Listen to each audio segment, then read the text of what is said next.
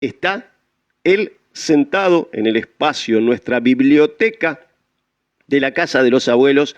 Le vamos a preguntar en un abrir y cerrar de ojos cómo se llama y después un montón de cosas más que yo le voy a preguntar lo que quiero y él me va a responder lo que tenga ganas. Así que, en primer lugar, queremos darte la bienvenida. Gracias por estar aquí en este lugar y decinos tu nombre. Buenas tardes, soy Jorge Alberto Piaggio, tengo 70 años, jubilado de capitán de ultramar. ¿Capitán de ultramar? Sí, señor. ¡Capitán! Ah, la pelota, tenía que hacer la veña, me olvidé. Yo lo saludé así. No soy milico, soy ¿No? civil. ¿Cómo se saluda ¿Cómo saludan? Como cualquiera. Como cualquier cristiano, se dan besos, picos. Qué lindo, Jorge. Bueno, gracias. Con Jorge nos conocemos, no tenemos mucha confianza, nos conocemos de vernos, de cruzarnos aquí en casa de los abuelos, pero digo, es interesante saber la vida de cada uno de ustedes, no por curiosos, sino para que también ustedes que están del otro lado se animen a venir hasta a este estudio y contarnos. Y tal vez, como digo siempre, unas preguntas o unos momentos te lleven a recuerdos que a lo mejor ya dabas. No sé si por perdidos, pero uno, como decíamos al comienzo del programa, vamos siempre para adelante haciendo cosas, y el pasado queda guardado ahí, como los libros, cuando tenés en la biblioteca, viste que los cerrás. Ayer casualmente hablaba con una persona de los libros, y digo, siempre estás ansioso queriendo saber qué viene en la página o en el capítulo que viene, próximo, está bien, te vas acordando del pasado, pero nunca es tan fuerte. Depende del autor. Claro, depende del autor. Hay autores que querés cerrarlo en el momento. Escúchame, y vos, autor de tu propio libro, de tu libro de vida, ¿recordás algunas cosas así muy lejanas o vas siempre para adelante? No, tengo los recuerdos, todo, pero no tengo Alzheimer y vivo el día presente también. Digo, no te quedás colgado de esos recuerdos. No. ¿No? Y ya que tocamos el tema recuerdo, te quiero preguntar esto porque soy curioso, pero para aprender. Porque a veces nos sucede, y esto hablo siempre desde mi punto de partida, cuando somos mayores, a veces no tenemos la posibilidad de juntarnos con gente y darnos cuenta que a casi todos los que somos adultos nos pasa lo mismo, ¿no? Que hemos vivido algunas cosas buenas, otras no tanto. Y algunas cosas las damos por borradas, ya. Pero digo, ¿podés contarle a alguien las cosas que te pasaron en tu vida? ¿Tenés posibilidades? ¿Tenés una red de amigos con quien charlar de esto? Sí, amigos tengo y hablamos de todo, de lo pasado, lo presente, todo lo que se da en el momento. ¿Y con la gente de Marina seguís viéndote? Sí, con algunos sí. Tengo amigos que tienen casa acá en Mar de las Pampas, Ajá. otro que vive en Santa Teresita. Ah, mirá, qué lindo tener, ¿no? El sábado justamente estuvimos comiendo asado ahí en Santa Teresita. Qué bueno. En Valeria del Mar. Valeria. Y hay otros que a veces me veo. No. ¿Y cómo te pregunto, cómo llegaste a la Marina? Bueno, mi padre era capitán de ultramar también y de chico yo iba viaje con él al sur. Ajá. En un petrolero, y me gustó siempre y seguí la carrera. Y escúchame, te pregunto, ¿en qué lugar, digamos, no? ¿En qué ciudad fuiste? ¿Buenos Aires? No te entiendo. Vos, por ejemplo, cuando arrancaste la carrera, tu padre era capitán de ultramar. Sí. ¿Pero en qué ciudad, en qué lugar vivían? En Loma de Zamora, en Buenos Aires. En Loma de Zamora. ¿Y eso se practicaba? ¿De dónde salían? Ubicame, ¿del puerto de Buenos Aires? Mi padre de La Plata. De La Plata. Normalmente de Oxú. Claro, eso es era porque petrolero. Nunca le presté atención a eso. Era ¿no? de YPF, salía o de Oxú o de La Plata. Porque yo conocí la costanera, ¿no? Todos los barcos, todo, pero nunca me llamó la atención saber, digo, los marineros, ¿de dónde se embarcaban? Depende. Claro. El tipo de barco, el barco de carga general en esa época venía a Buenos Aires a dársela 1, 2, 3, Ah, bien, claro. 4. Ahí yo empecé en Elma y tenía el dársela B, Ajá. era para Elma exclusivamente, embarcamos y desembarcamos normalmente ahí. Claro. Me ha tocado ir a embarcar a Sudáfrica, a otro lado. Eso te iba a preguntar, ¿el destino era siempre como incierto? No, cuando salíamos sabíamos qué línea hacía, qué puerto iba a tocar. Pero variado, digo, no siempre iban a Sudáfrica, ponele. No, dependía de la línea. Ajá. Yo, primer año, hice toda costa este, todo la costa de América, Sudamérica y Estados Unidos y Canadá. Ah, mira. Después me fui a la línea Japón, Ajá. hacía todo el recorrido a Japón, después hice el Mar del Norte, después el Pacífico. Qué interesante. Fui cambiando de línea, porque cambiaba de barco, ascendía. Eso es como, a ver, yo estoy como enredado en esto, pero me parece que voy por la vía correcta.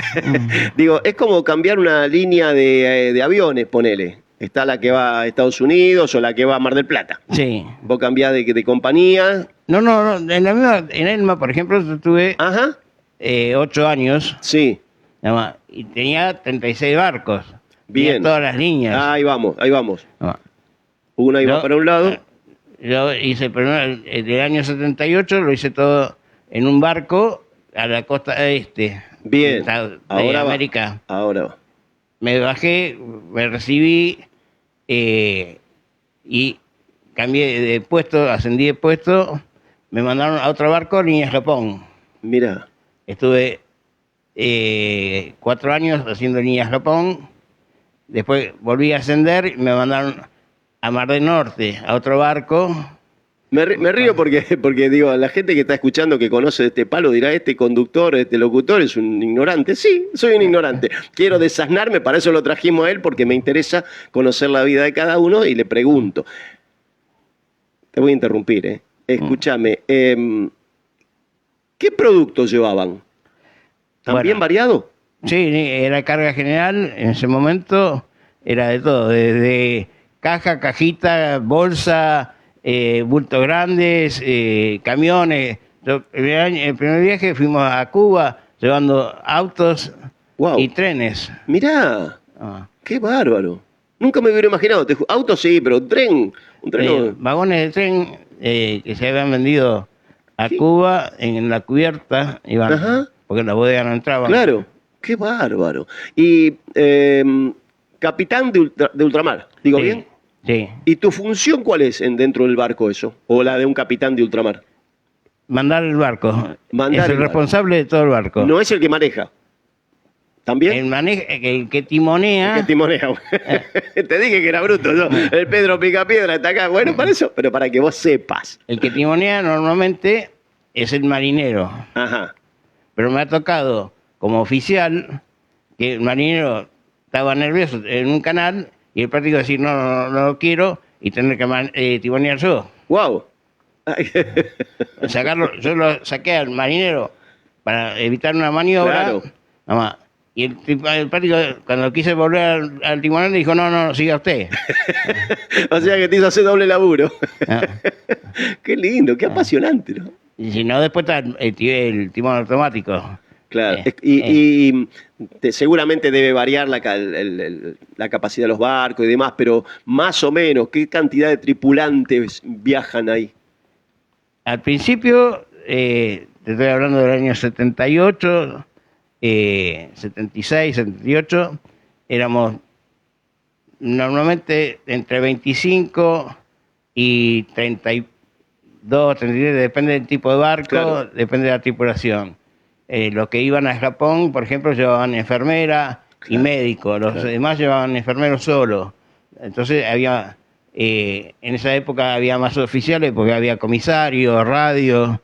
Después la modernización fue sacando los comisarios, sacando los radios, sacando los enfermeros, y y teníamos que cubrir todos los puestos nosotros. Claro, y sí, como casi todo. Hablando de la costa. Ahora último, era containero, el barco, Ajá. que es lo que más se mueve actualmente. Claro. Aparte de los de carga líquida, o gaseros, o bulk carrier, que no pueden ir en otro barco que sean específicos. Éramos 22 o 18. Mira, yo me imaginé que por ahí la tripulación era un poco más grande, no sé.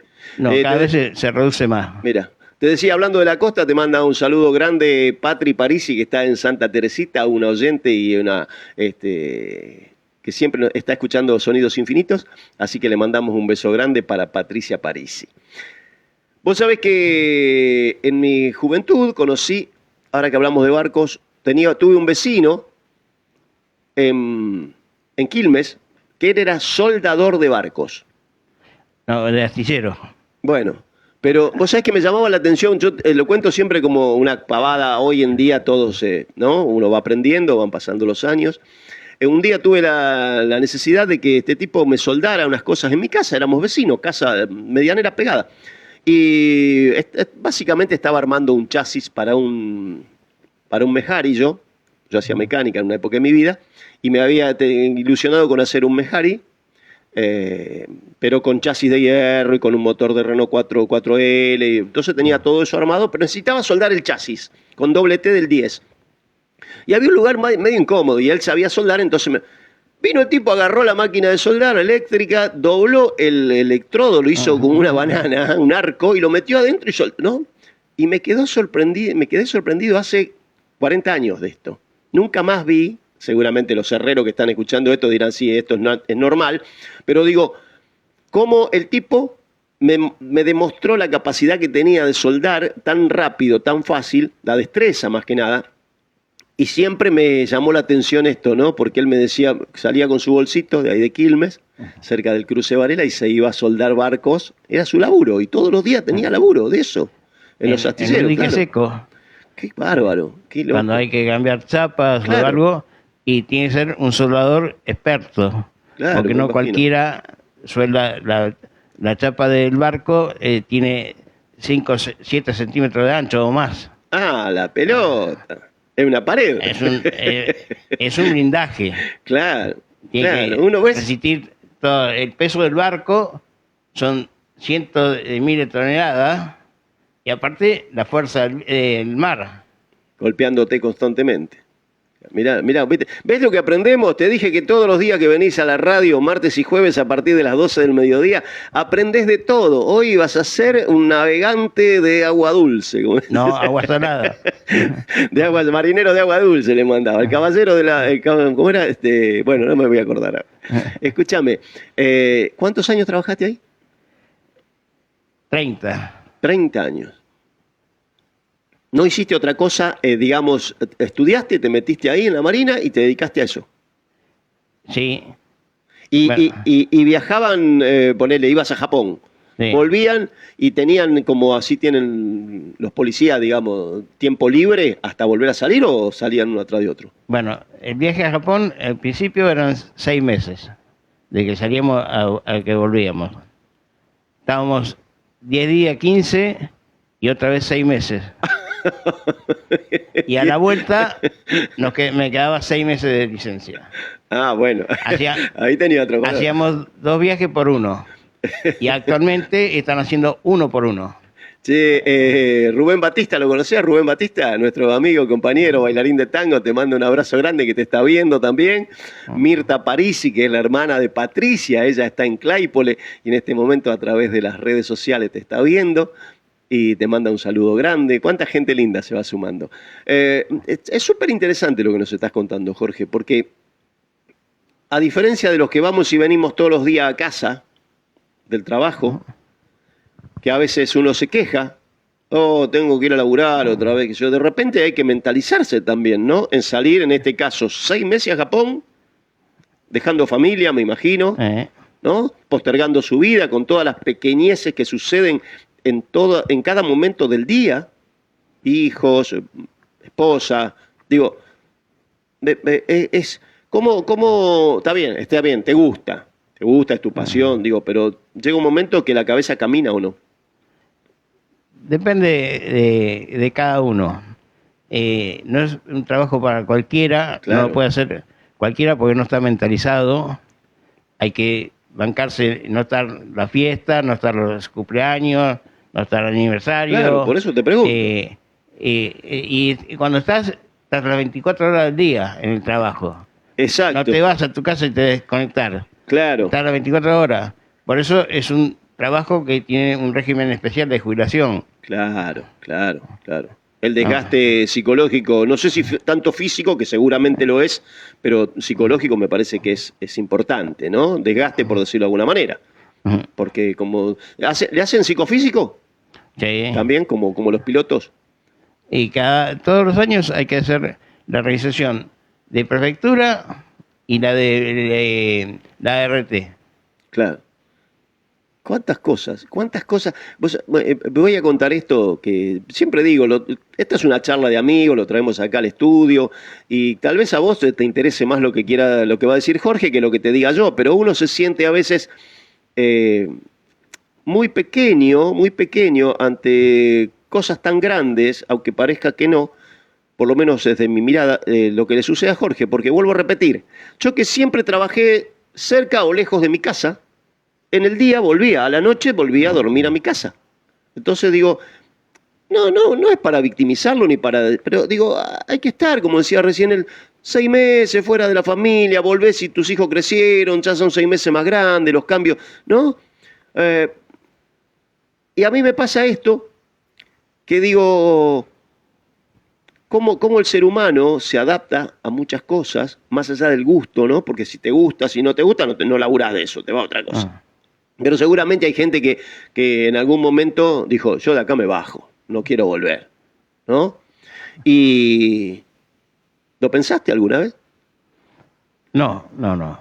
Yo tengo compañeros que se han recibido, han navegado 6 meses y después se dedicaron, estudiaron abogacía, otras cosas, no navegaron nunca más. Y número 1 de promoción. Pero no estaban hechos para esto y se fueron. Claro. Y lo que decís de que crecieron, a mí me pasó con mi hija de 3 años, me fui de viaje y cuando volví me desconocía. Decían, ahí está papá, me decían, no, ese no es papá. ¿Qué lo parió? Hablando en criollo.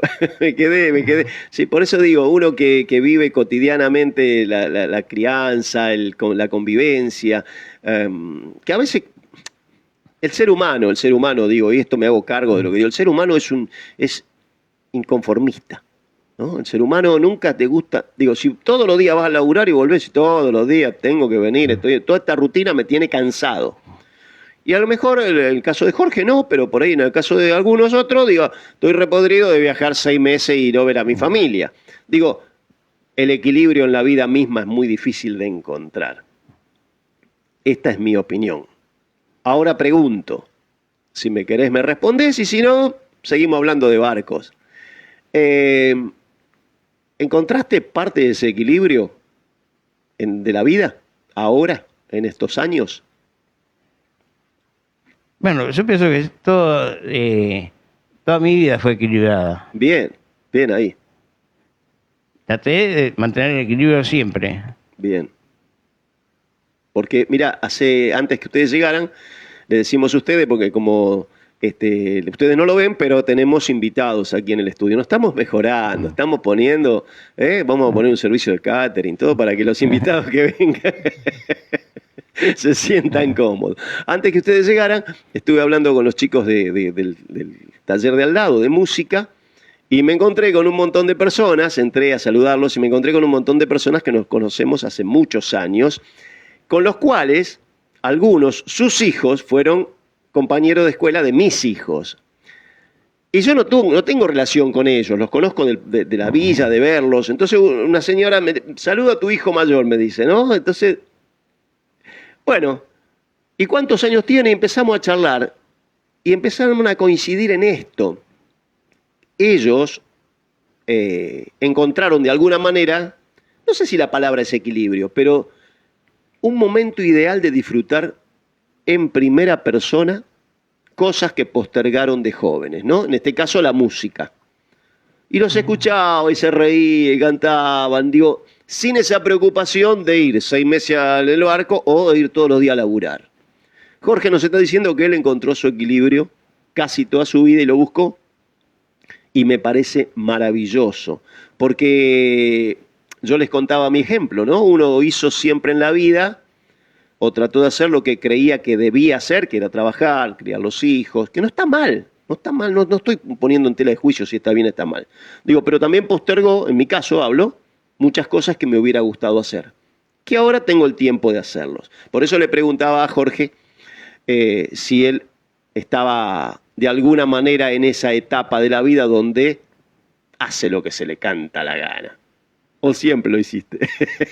Dentro del barco sí, me dice. De una forma u otra siempre hice lo que quise. Cuando estaba de vacaciones me dedicaba a mi familia, a mis hijos, bien, para tratar de compensar o recuperar lo que había perdido. Toda la ausencia. No. Pero está bueno también pensándolo a la distancia eso, ¿eh? Porque digo, uno se extraña también, ¿no? ¿Qué sé yo? No había, me imagino que no había WhatsApp, no había nada. No, nada. Radio Pacheco Radio, llamaba por radio a Pacheco para que llamara a Pacheco por teléfono a la casa de uno. A ese momento determinado para comunicarse. Mirá. Claro, fíjate, ¿te diste cuenta vos? Ahora te das fiaca porque tocas el botoncito y no encontrás sonidosinfinito.com.ar y me saludás en color.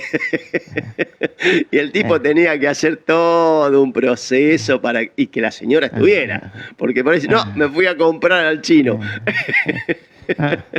Qué lindo. Y no sabía cuándo iba a hacer la comunicación, porque claro, tenía que haber propagación, estamos en el otro lado del mundo, 12 horas de diferencia. ¿Alguna anécdota que puedas contar? Debes tener muchas, me imagino, pero... ¿De qué tipo? De lo que quieras. El micrófono es tuyo. Somos todos más 60.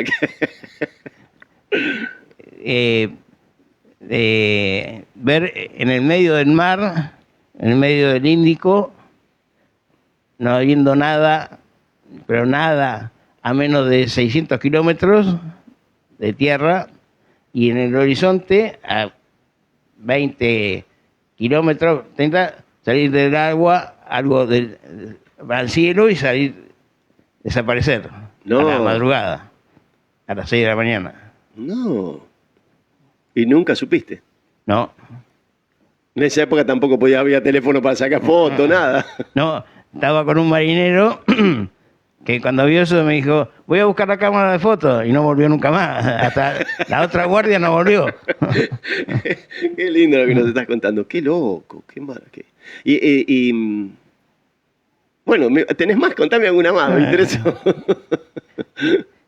Ver en el medio del agua, en el medio del mar, ver una gaviota parada en el agua.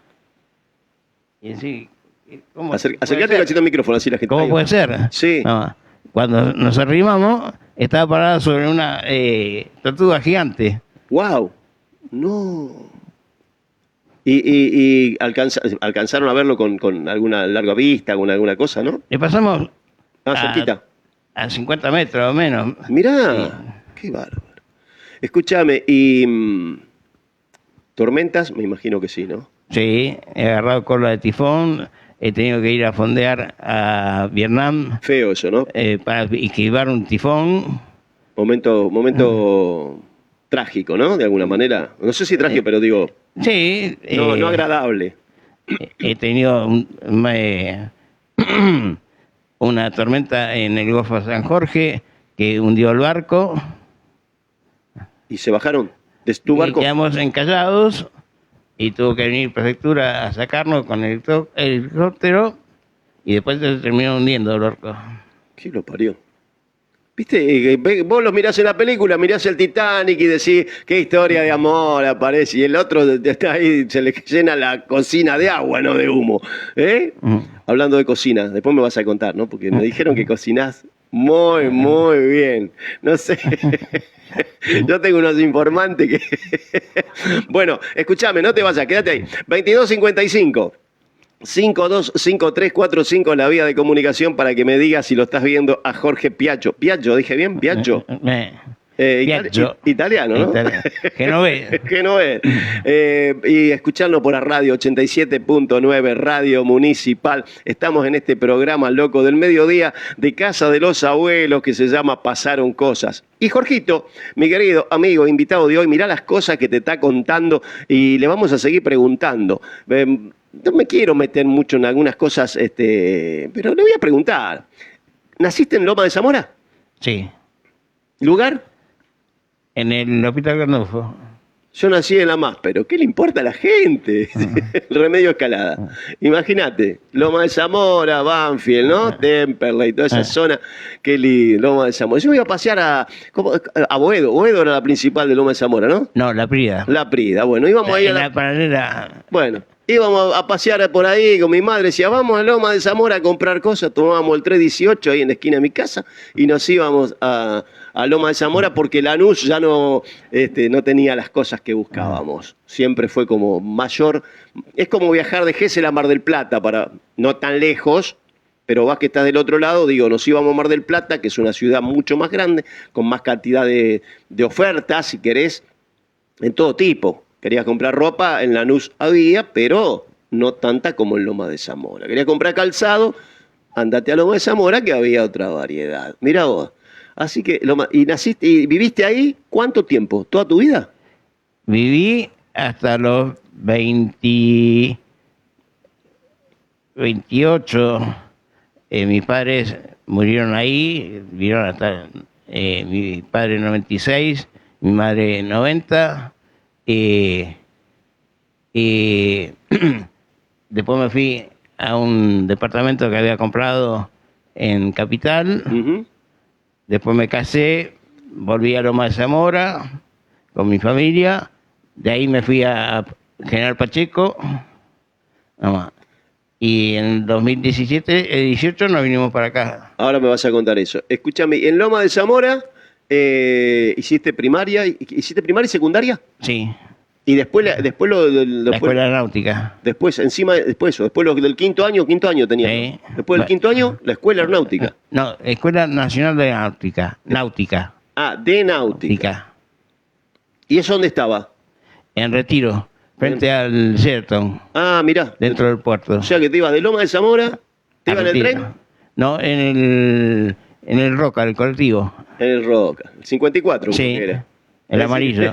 54, el amarillo. Vos sabés que... viste que sabés que yo tengo... Un día me dijo una persona, ¿cuánta vida tenés vos? Es que uno va por todos lados. Le mando un saludo grande, pero ahora te redondeo la historia. Le mando un saludo grande a Silvana Basualdo, que es mi prima, que vive en la ciudad de Herli, ahí en Buenos Aires. Hijas voy a decir esto así cariñosamente, el Gordo Santiago, porque así lo conocíamos. El Gordo Santiago hacía el doble, cuando lo llamaban, el doble de Porcel. Pero el tipo era colectivero del Roca, ¿no? Y cuando tenía el día franco, había una época, no sé si ahora sucederá, las empresas le dejaban llevar el colectivo a la casa. Entonces el tipo se venía con el colectivo a mi casa, el Remedio Escalada, nos tocaba bocina, nos subía a todos los pibes y nos llevaba a pasear. Y después se quedaba a comer. Con la señora, con la negra, que era melliza con la rubia. Pasaron los años, casi 50 te diría, y a través de las vías de comunicación y de las redes me vuelvo a encontrar con mi prima, que es Silvana Basualdo. Silvana Basualdo, que siempre nos escuchamos, así que te mando un beso grande, seguramente estás escuchando la radio. Y me hiciste acordar del Roca, porque era ese colectivo Mercedes-Benz 911 que venía y el gordo nos tocaba la bocina, y salíamos todos los pibes, y viajabas de Loma de Zamora hasta... No te dejaba Retiro, eso sí. Sí. ¿Te dejaba directo? Pasaba Retiro, iba hasta Dársena F. Claro. Ahí yo me bajaba en frente de la escuela, era 1 hora y media de viaje, era 1 hora de sueño. ¿Te dormías? De ida y vuelta. ¿Te dormías? Sí. ¿Sí? Ya lo tenías Qué lindo. Vos sabés que me contás esas historias, los que vinimos de otras ciudades, digo, y esto no es ni un reto, ni una queja, pero